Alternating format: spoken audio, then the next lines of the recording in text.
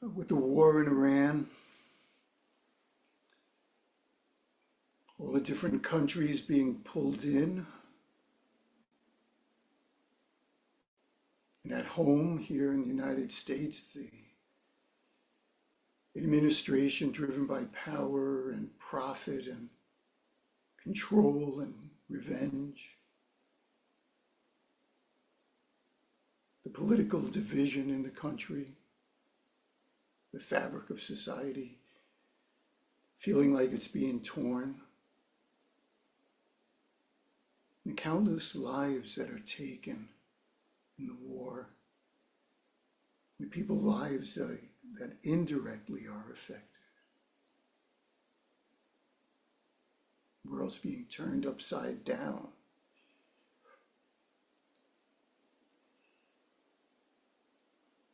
And ours too. Though not as poignantly as perhaps, but our world is being turned upside down as well. And more about that later. These painful times remind me of two things. An African proverb that feels very pertinent right now. You know, when elephants fight, the grass gets trampled. It's the small people, the people without power that really feel the brunt of it. And I also find myself thinking about William Butler Yeats, who lived at a time of chaos and wrote after the First World War, in the middle of a pandemic, war breaking out between his beloved Ireland and Britain, nearly losing his wife who was pregnant, and pregnant women being the most vulnerable to the pandemic.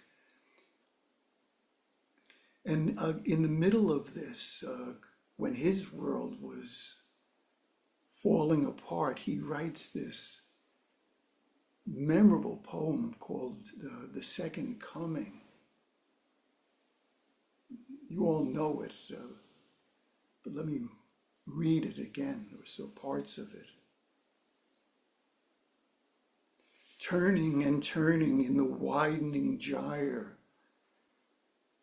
the falcon cannot hear the falconer. Things fall apart.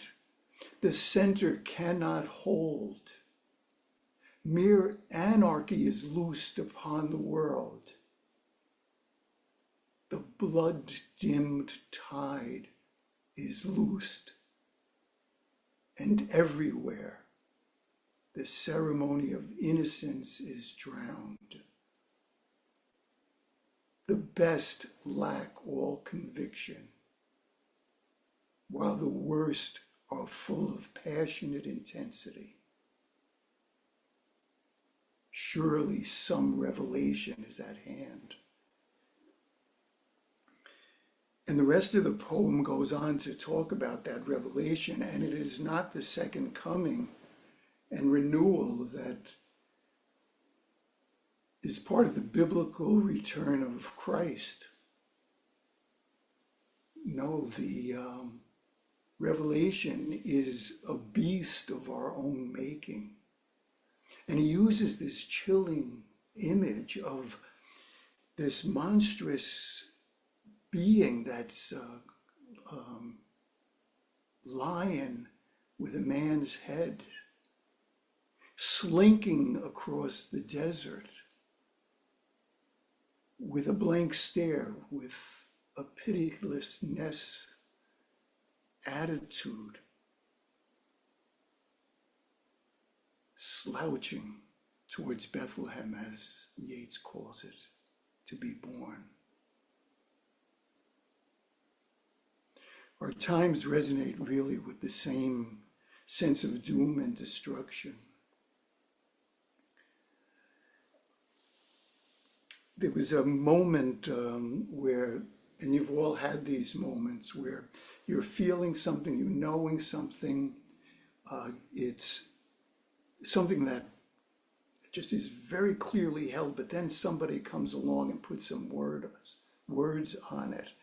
And this happened for me with a Guardian article. I think it was last weekend. And the title was How Trump Turmoil is Driving More People to the Therapist's Office. And the heart of the article really puts language on, I think, what we all know. And they name this reality that we're feeling political depression. An accurate name, I think. And the article says that political depression might look like traditional depression, the same hopelessness, despair, and shutdown. But its source is different. It doesn't come from within, at least not primarily. It comes from the violence, collapse, or unjustness of the world around us. Very timely, very accurate. We're designed on a primal level to constantly look for reliable, predictable patterns, things that make us feel secure and grounded, orient us, helps us anticipate the future, be prepared for it, keeps us from being overwhelmed. All in an effort to have this sense of safety in a world that, at least now, more than maybe in the past for many of us, is really in a precariously chaotic state. And these are the times where the falcon, us, we can't hear the falconer. We're at risk of losing touch with our own center, not only individually, but collectively. And the core experience of this, as you all know, is one of disorientation. It's like being lost in the forest. Can't find any landmarks, can't find a direction. In Buddhism, we call it samsara, this running in circles, stuck in suffering, disoriented, not grounded.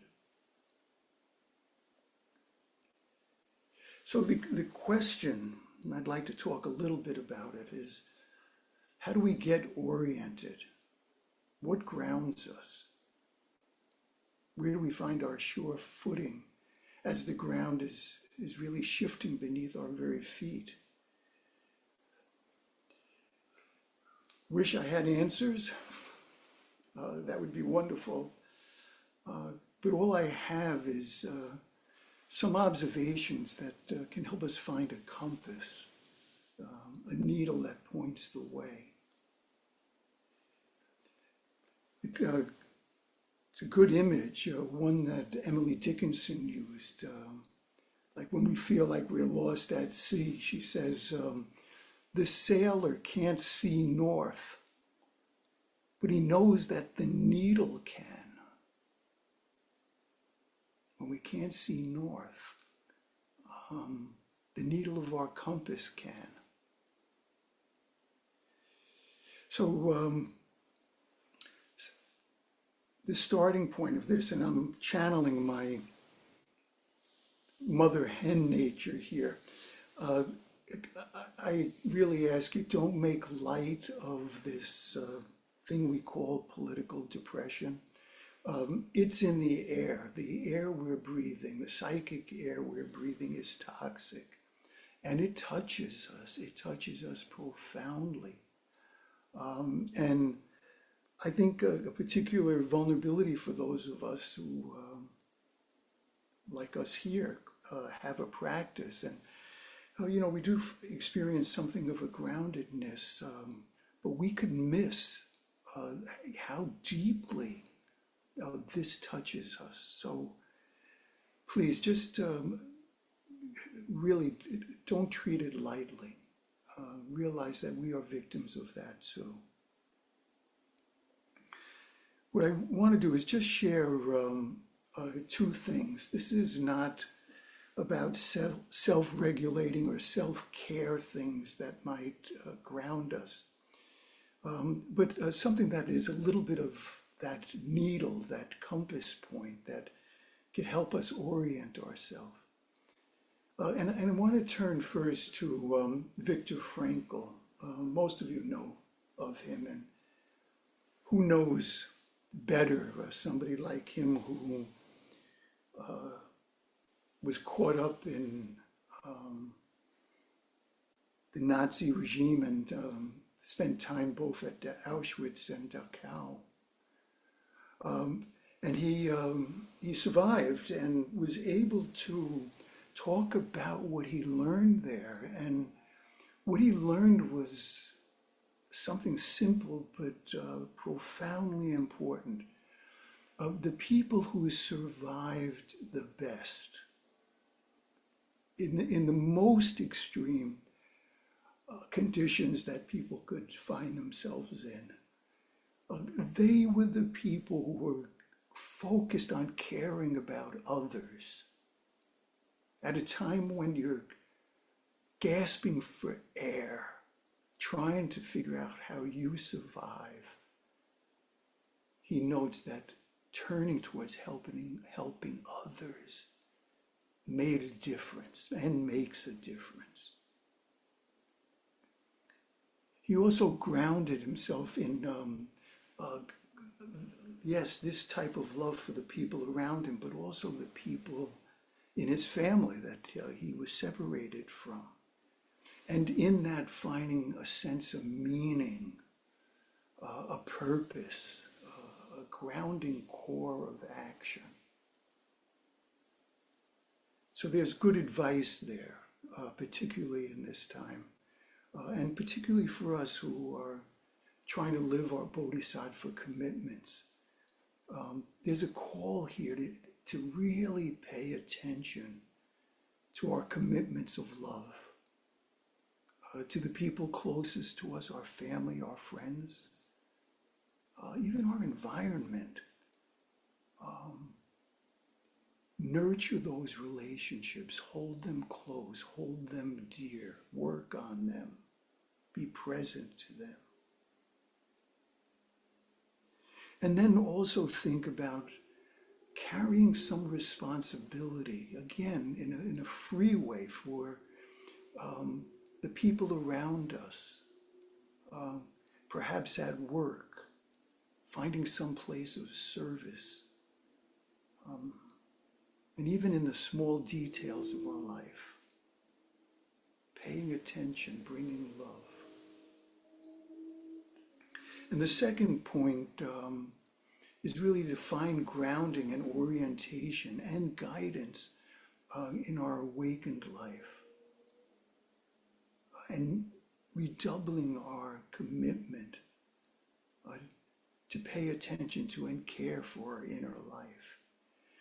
And as someone who, as you know, spends so much time with people in their inner journeys, the one thing I know for sure that this inner life opens up a resilience, a sense of groundedness and a direction that it's very hard to put into words.